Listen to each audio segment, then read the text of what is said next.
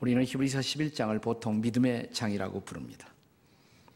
혹은 여기 먼저 앞서 신앙의 위대한 삶을 살았던 선배들의 영웅적 삶을 전시하고 있다는 의미에서 히브리서 11장을 가리켜서 믿음의 영웅들의 명예의 전당, Hall of Fame 이렇게 부르기도 합니다. 위대한 기독교 고전인 철로역정에 보면 고난의 순례길에서 아름다운 집에 들어간 순례자 크리스찬이 평화의 방에서 평화와 안식을 먼저 누리게 됩니다. 그 다음에 그가 안내되어 들어간 방이 바로 서재였습니다. 서재에 들어가니까 거기는 고색 창연한 문서들이 전시되어 있었어요. 근데 그 중에 특별한 신앙의 선배들의 기록을 접하게 됩니다. 그것이 바로 히브리서 11장이었던 것입니다. 여기 믿음의 장을 통해서 우리가 확인하는 놀라운 믿음의 축복, 그 믿음의 블레싱 도대체 무엇일까요? 믿음이 왜 축복, 다시 말하면 블레싱이 될 수가 있는 것일까요? 첫째는 믿음은 위대한 희망을 낳기 때문입니다. 한번 따라서 해보십시다. 믿음은 위대한 희망을 낳습니다. 옆에 사람에게 한번 해보세요. 믿음은 위대한 희망을 낳습니다. 여기 위대한 믿음의 장인 히브리서 11장 1절을 다시 한번 읽겠습니다. 다 같이 읽습니다. 시작. 믿음은 바라는 것들의 실상이요 보이지 않는 것들의 증거니. 여기서 우선 히브리서 기자는 믿음은 우리가 바라고 있는 것, 다시 말하면 소망하고 있는 것의 실상이다, 이런 말을 하고 있습니다. 여기서 실상이라는 단어는 본래 히라보에서 휘포스타시스라는 단어가 쓰여지는데 두 가지 단어의 합성어예요. 휘포라는 단어와 스타시스. 휘포는 영어로 under, 아래. 그 다음에 스타시스는 stand, 아래에 무엇을 받쳐놓고 세운다. 그러니까 무엇인가를 세우는 단단한 기초, 그것이 바로 실상이라는 단어의 본래의 의미인 것입니다. 믿음이 바로 우리가 바라는 것, 희망하는 것, 소망하는 것의 기초가 된다는 것입니다.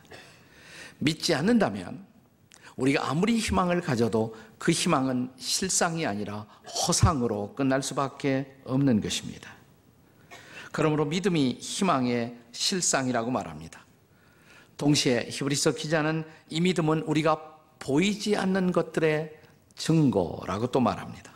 여기서 증거라는 단어를 다른 단어로 달리 사용할 수 있다면 보증이라는 낱말로 쓸 수가 있습니다.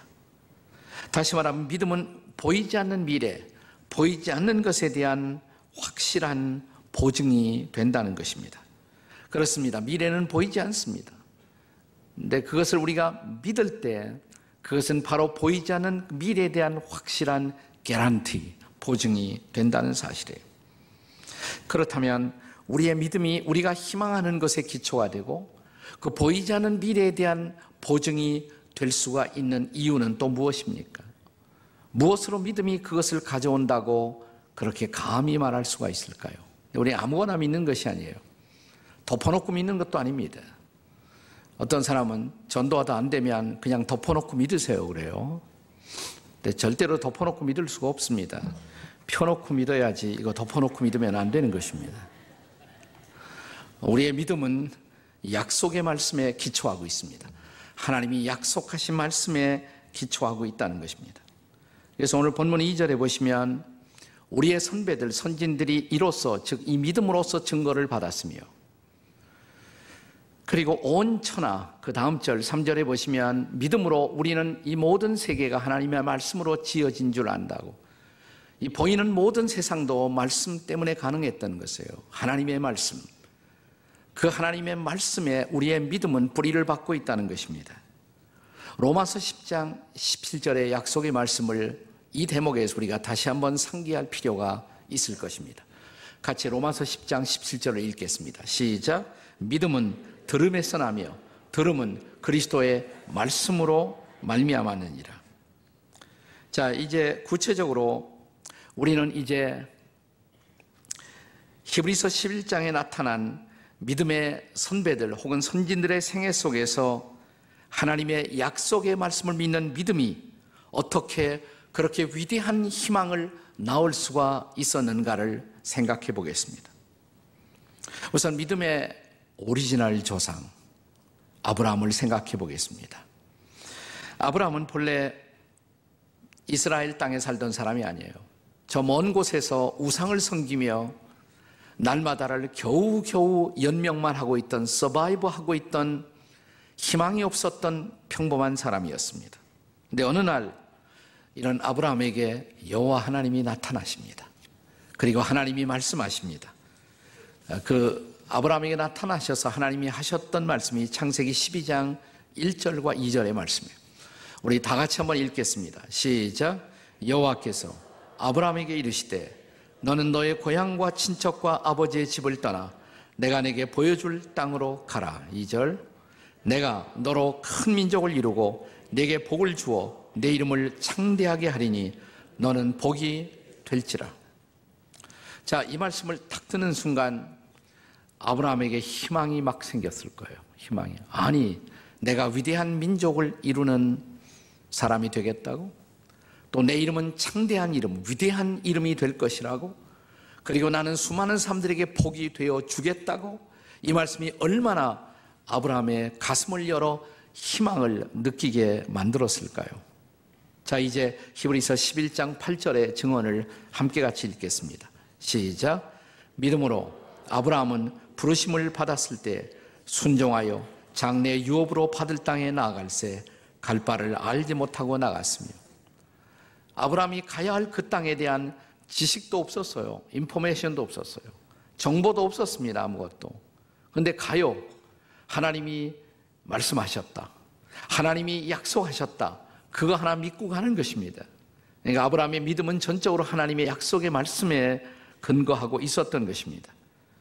그런데 그렇게 미지의 땅을 향해서 나아간 결과 아브라함은 마침내 이스라엘의 조상이 되고 뿐만 아니라 영적 이스라엘, 모든 믿는 자들의 조상이 될 수가 있었던 것입니다.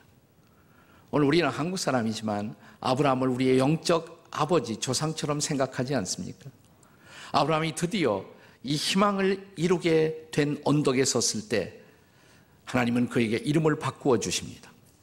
그는 더 이상 아브라함이 아니라 아브라함이라고.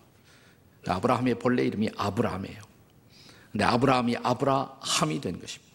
아브라함이라는 말의 뜻은 존귀한 아버지. 그것도 좋은 뜻이에요. 존귀한 아버지. 그러나 아브라함은 많은 민족들의 아버지. 스케일이 더 커진 것입니다.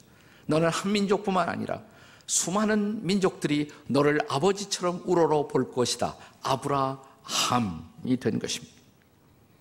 다시 말하면 그에게 들려왔던 어느 날의 말씀, 하나님의 약속의 말씀, 그 말씀을 받아들이고 그 말씀을 믿는 순간 그는 위대한 민족들의 영적인 아비가 된다는 그 희망이 구체적 현실로 다가오기 시작한 것입니다. 이렇게 믿음은 위대한 희망을 낳습니다. 이제는 아브라함의 아내 미세스 아브라함, 사례의 케이스를 생각해 보겠습니다. 그녀는 하나님께로부터 약속의 아들이 있을 것이라는 말씀을 받았지만 세월이 흘러가도 그 아들이 나오지 않습니다. 여자로서 생리가 끊어졌습니다. 더 이상의 생산 능력이 없어지고 말았습니다. 이제 모든 희망은 사라지고 있었습니다. 근데 바로 그때 여호와 하나님이 다시 사례를 찾아오시고 그녀를 향해서 말씀하셨습니다. 그 말씀이 창세기 18장 14절의 말씀이었습니다. 같이 다 같이 읽겠습니다. 시작. 여호와께 능치 못한 일이 있겠느냐? 기한이 이를 때 내가 내게로 돌아오리니 사라에게 아들이 있으리라. 네, 그렇습니다. 바로 이 순간 모든 희망을 접어버린 단념과 절망의 순간 하나님이 나타나 약속의 말씀을 주셨어요. 아니야, 때가 차면 곧 내게 아들이 있을 것이라. 바로 그 순간 사례의 마음속에서 포기되었던 희망이 되살아나는 희망의 부활의 순간이 되지 않았을까요? 자, 이제 다시 히브리서 11장 11절의 말씀을 보겠습니다. 다 같이 읽습니다. 시작. 믿음으로 사라 자신도 나이가 많아 단산하였으나 잉태할 수 있는 힘을 얻었으니 이는 약속하신 이를 미쁘신 줄 알았습니다. 이 구절이 시작되는 중요한 단어가 뭐예요? 믿음으로 그랬어요. 믿음으로 사라 자신도 그랬습니다. 믿음으로 사라 자신도. 아브라함뿐만 아니라 아브라함 아내였던 사라도 믿음으로, 나이가 많아 단산했지만 이제는 절망이지만 그러나 믿었을 때 잉태할 수 있는 힘을 얻었다라고 성경은 말합니다. 믿음으로 사라는 희망의 불씨를 되살리고 마침내 이삭이라는 놀라운 약속의 아들, 기적의 아들을 품에 안게 되었어요. 그리고 그녀의 이름도 바꾸어집니다. 그녀는 이제 사레에서 사라가 됩니다. 사레라는 말은 여왕이라는 뜻이에요. 여왕 혹은 왕비, 공주, 프린세스라는 뜻이에요. 좋은 이름이죠, 사레도. 그러나 사라는 더 좋은 이름입니다. 모든 민족들의 여왕, 모든 민족들의 어머니. 아브라함이, 그의 남편 아브라함이 모든 민족들의 아버지가 된 것처럼 그의 아내 사라는 모든 민족들의 어머니. 그녀의 신앙이 많은 사람들에게 영향을 끼치는 열방의 여왕이 될 수가 있었던 것입니다. 그렇습니다. 믿음, 그냥 믿음이 아니라 하나님의 말씀을 믿는 믿음, 그 믿음은 위대한 희망의 기초요 보증이라는 것을 믿으시기 바랍니다. 믿음은 축복입니다. 믿음은 블레싱인 것입니다. 믿음만이 위대한 희망을 낳습니다. 아브라함처럼 말입니다. 사라처럼 말입니다. 이 믿음을 붙들게 되시기를 주의 이름으로 축복합니다. 자, 믿음이 축복이고 믿음이 블레싱일 수 있는 또 하나의 이유, 두 번째로 믿음은 위대한 희망을 낳기 때문입니다. 저를 따라서 하세요. 믿음은 위대한 행동을 낳습니다.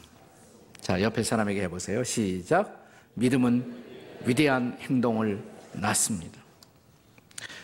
그렇습니다. 믿음이 축복일 수 있는 또 하나의 이유가 있습니다. 그것은 믿음이 위대한 행함 혹은 행동을 낳기 때문에 그렇습니다. 지금 한국 교회는 믿음과 행동의 이원화로 인한 위기를 겪고 있습니다. 믿음의 사람들이 믿음은 좋은데 행동은 형편없다는 것이에요. 믿음과 행위에 이원합니다. 그래서 믿음의 사람들의 행동이 세상을 실망시키고 있는 것입니다. 믿음 따로 행동 따로라는 것입니다. 우리는 교회당 안에서만 믿음의 사람이고 예배를 드릴 때만 믿음의 사람이고 교회당을 딱 나가면 우리의 행동은 믿음과 전혀 상관이 없다는 것입니다. 믿음이 행동을 낳지 못하고 행동이 우리의 믿음을 증명하지 못하고 있다는 것입니다.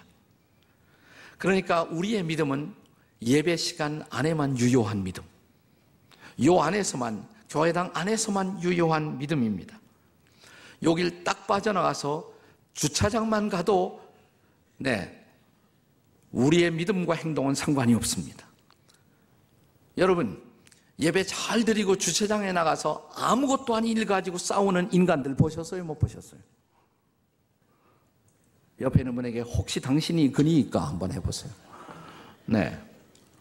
오죽하면 이런 유머가 다 생겼어요. 여러분, 가장 은혜가 많이 쌓여 있는 곳이 어디냐? 주차장이래요, 주차장. 왜냐하면 이 안에서 다 은혜 받고 나가서 거기서 다 은혜를 쏟아놓기 때문에 거기에 은혜가 제일 많이 쌓여 있다는 겁니다. 주차장에서부터 우리의 행동은 시작되는 것입니다. 그리고 집에 가서 부부가 자녀들과 함께, 그리고 우리의 일터에서 우리가 어떻게 살고 있는지, 그것이 바로 우리의 믿음을 증명하는 삶의 현장인 것입니다. 진실한 믿음은 진실한 행동을 낳을 수가 있어야 합니다. 그의 행동이 바람직하지 못한 진짜 이유가 있다면 그것은 어쩌면 그의 행동이 믿음과 상관이 없기 때문에, 믿음이 없기 때문에 그렇다라고 결론을 내릴 수밖에 없어요. 진실한 믿음과 행동은 결코 분리될 수가 없습니다. 믿음이 행동을 낳기 때문입니다. 만일 어떤 사람이 그러므로 자기가 믿음의 사람인 것을 자처하면서도 전혀 행위가 없다, 행동이 없다, 그렇다면 우리는 그가 가진 믿음이 진짜 믿음인가를 의심해 봐야 합니다. 그의 믿음은 거짓 믿음이거나 아니면 죽어버린 믿음일 것입니다. 그래서 야고보서 2장 26절은 우리에게 이렇게 경고합니다. 우리 다 같이 읽겠습니다. 시작. 영혼 없는 몸이 죽은 것 같이 행함이 없는 믿음은 죽은 것이니라. 믿으십니까? 네. 그러므로 믿음은 위대한 행동을 낳을 수가 있어야 합니다. 자, 믿음이 축복일 수 있는 또 하나의 이유, 세 번째 중요한 이유, 믿음은 위대한 구원을 선물하기 때문입니다. 따라서 하세요. 믿음은 위대한 구원을 선물합니다. 이번에는 앞뒤로 짝을 짓고 뒤에 있는 사람에게, 아니면 할 수 없이 옆에 있는 사람에게 믿음은 위대한 구원을 선물합니다. 시작. 앞뒤로도 해버리니까 앞뒤로. 네. 믿음은 위대한 구원을 선물합니다. 시작. 믿음은 위대한 구원을 선물합니다. 네, 믿음이 축복일 수 있는 또 하나의 중요한 이유를 살펴보겠습니다. 믿음은 여러분과 저에게, 우리에게 위대한 구원을 선물하기 때문입니다. 우리가 예수 믿고 경험하는 많은 축복들이 있어요. 그러나 구원보다 더 위대한 축복이 있을까요? 구원보다 더 위대한 축복. 예수께서 이 땅에 오신 이유도 바로 이 위대한 구원을 위해서였던 것입니다.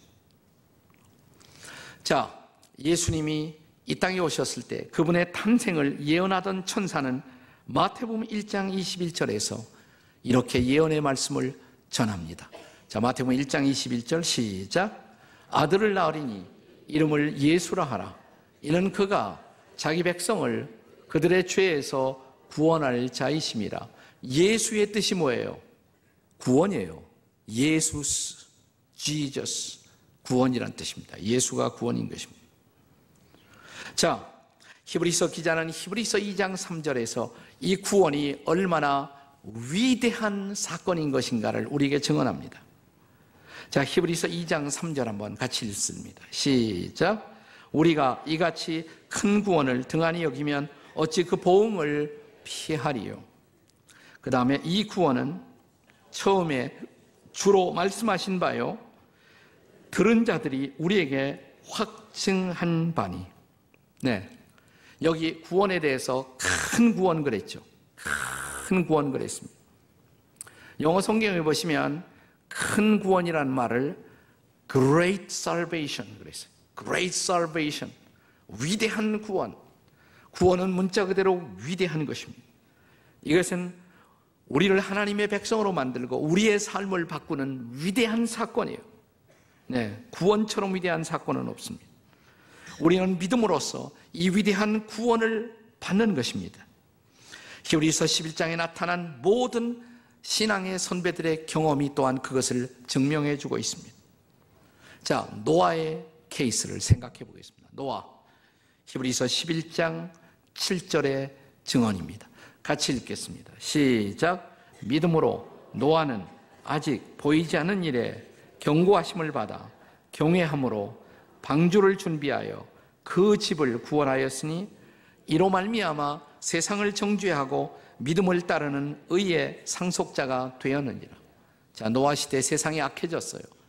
하나님은 이 세상을 심판할 수밖에 없다고 판단하셨습니다. 그래서 홍수 심판을 예고하십니다. 그렇다고 다 그냥 휩쓸어 버릴 수는 없잖아요. 나를 아직도 경외하고 내 말씀을 듣는 사람들을 위해서 구원의 길을 예비하겠다고. 그것이 방주였습니다. 방주를 준비하고 그 속에 들어가면 구원을 경험할 것이라고. 홍수 심판의 와중에서도 그들은 구원을 경험할 것이라고. 자, 그 사실을 전했음에도 불구하고 아무도 믿지 않았어요. 그러나 노아와 노아의 가족들은 이 말씀을 믿고 방주 속으로 들어갔습니다. 그래서 그들은 구원을 경험하게 됩니다. 이것은 노아의 시대의 경험에만 국한되는 것이 아니에요. 지금도 마찬가지입니다. 지금 이 시대를 향한 하나님의 심판의 경고들이 계속 울리고 있습니다. 이 시대 속에서 구원받는 길은 뭘까요? 옛날 노아의 시대에 방주를 준비하시던 하나님은 지금 저와 여러분에게 이렇게 말씀하십니다. 그리스도 안으로 들어오라고. 그리스도가 바로 구원의 방주예요. 그리스도 안으로 들어오면 구원을 얻을 것이라고. 여러분, 우리의 삶의 가장 위대한 자리를 신약 성경은 그리스도 안이라고 소개합니다. 그리스도 안. 그리스도 안이 얼마나 위대한 자리입니까? 누구든지 그리스도 안에 있으면 새로운 피조물입니다. 그리스도 안에 있으면 하나님과 교통하는 놀라운 축복 속에 들어갑니다. 그리스도 안으로 들어오십시오. 그러면 구원을 경험할 것입니다. 지금도 변함없는 복음이 여기에 있습니다. 사도행전 16장 31절의 말씀, 우리가 잘 아는 말씀 다 같이 읽습니다. 시작. 주 예수를 믿으라. 그리하면 너와 내 집이 구원을 받으리라. 믿으십니까? 변함없는 복음이에요. 하나만 더, 유월절 사건을 생각해 보겠습니다. 유월절의 사건, 히브리서 11장 28절입니다. 다 같이 읽겠습니다. 시작. 믿음으로 유월절과 피 뿌리는 예식을 정하였으니 이는 장자를 멸하는 자로 그들을 건드리지 않게 하려 한 것이며. 네, 애굽의 바로가 하나님의 백성들을 박해하고 핍박했을 때 하나님은 그 나라의 통치자 바로를 징계하기 위해서, 또 그 나라를 징계하기 위해서 바로의 맏아들과 그 땅의 모든 장자들의 생명을 거두어 가실 것이라고 심판을 예고하십니다. 그러면서도 하나님은 구원의 길을 준비하십니다. 만약 속죄의 어린 양을 준비했다가 그 양의 피를 취해서 그 피를 좌우 문설주와 인방에 그 피를 바를 때 나는 그 집안의 장자들의 생명을 거두어가지 않고 그 집은 넘어갈 것이다. 그러니까 그 집은 구원을 경험할 것이다 라고 약속하셨습니다. 이걸 믿고 그대로 한 사람들은 구원을 경험합니다. 유명한 성경학자 알서 핑크는 그날 밤 애굽 땅에는 세 가지 유형의 사람들이 있었을 것이다 라고 말합니다. 첫째 유형의 사람들은, 아니 뭐 그 피 바른다고 죽어야 할 사람이 안 죽나? 그건 미신이야. 그런 말 믿지 마라. 자, 그 집에 어떤 일이 벌어졌을까요? 그 이튿날 그 집의 장자가 죽어서 온 집안이 통곡을 시작합니다. 그러나 지금도 이런 사람들이 있단 말이죠. 뭐 예수의 피 믿어? 그런 미신을 지금도 믿느냔 말이에요. 그들은 어느 날 하나님의 심판대 앞에서 이를 갈고 통곡할 것입니다. 두 번째 유형의 사람들이 있어요. 그것은 그 말씀을 그대로 믿은 사람이에요. 그래서 어린 양의 피를 취해서 좌우 문설주에 바르고 그들은 너무 기뻐하며 하나님이 우리의 집을 지켜주신데 감사하면서 심판의 밤에도 단잠을 잤을 것입니다. 그 이튿날, 날이 밝은 날, 그들은 정말 장남이 살아있는 모습을 보고 온 식구가 또 한 번 감사와 찬양의 예배를 드립니다. 그러나 여기 세 번째 종류의 사람이 있습니다. 세 번째 유형이 재밌어요. 자, 그들은 하나님의 말씀을 일단 믿었습니다. 그리고 어린 양의 피를 취해서 좌우 문설주에 피를 발라놓았습니다. 발라놓고도 걱정입니다. 바람이 부니까 야, 이거 우리 집에도 오는 거 아니야? 자, 심판의 사자가, 천사가 우리 집에 찾아오는 거 아니야? 밤새도록 뜬 눈으로 그 밤을 지새우며 걱정하고 염려하고 불안하다가 아침이 밝아왔어요. 근데 장남은 아직도 뭐예요? 살아있었을까요? 죽었을까요? 살아있어요. 뭘 손해봤습니까? 단잠만 손해봤어요. 푹 자도 되는데 걱정하고 근심하고 불안해하고. 이런 사람 없을까요? 믿기는 믿어요. 십자가를 믿어요. 예수님을 믿어요. 근데 믿어놓고도 살아가는 삶의 장에서는 막상 날마다 걱정하고 날마다 불안하며 사는 사람들이 없느냐 말이에요. 네, 이 세 번째 유형이 상당히 있을 거예요. 왜? 어린 양의 피를 바를 만큼의 믿음은 있었어요. 그러나 거기에 모든 것을 의탁하고 참을 잘 만큼의 믿음은 없었어요. 충분히 믿지 못하는 것입니다. 온전히 믿지 못하는 것입니다. 그래서 담대하고, 그래서 확신을 갖고, 그래서 찬양하며 인생을 살지 못한 것입니다. 나는 이 세 번째 유형의 사람들도 불쌍하다고 생각해요. 믿기는 믿으면서도 밤낮 염려하고 밤낮 불안하고 밤낮 걱정스러워하고. 나는 오늘 여러분이 기왕 믿기로 했으면 온전히 믿을 수 있기를 바랍니다. 기왕 믿기로 했으면 충분히 믿는 사람들이 되시기 바랍니다. 그래서 온전한 축복을 경험하시기 바랍니다. 믿음은 이 온전한 축복을 우리에게 보장합니다. 우리가 온전히 믿을 수만 있다면 이 온전한 축복을 경험하면서 우리는 날마다의 삶을 담대하게 살아갈 것입니다. 오늘 이 놀라운 블레싱이 여러분의 인생 가운데 임하기를 주의 이름으로 축복합니다. 옆에 분들에게 기왕 믿을 바에는 제대로 믿으세요. 시작. 이런 거 하라고 해도 안 하는 사람, 그들이 수상해요. 옆에 사람에게 당신이 수상해요. 이렇게 기도하시겠습니다. 우리 중에 대부분이 어쩌면 그렇게 주님을 믿기는 해도 온전히 신뢰하지 못하고 충분히 신뢰하지 못하고 날마다 작은 파도 작은 바람에도 걱정하고 염려하면서 살아가는 우리들의 모습인지 모르겠습니다. 충분히 확실히 믿을 수 있도록 도와주시옵소서. 그리고 지나간 블레싱 축제를 통해서 예수 그리스도를 구주와 주님으로 영접한 많은 사람들이 이제 제대로 신앙의 길을 걸어가도록 축복해 주시옵소서. 이 눈에 아무 증거 뵈니 아니어도 약속의 말씀 붙들고 앞을 향해 담대하게 걸어나가는 당신의 백성들이 되도록 도와주시옵소서. 예수님의 이름으로 축복하며 기도합니다. 아멘.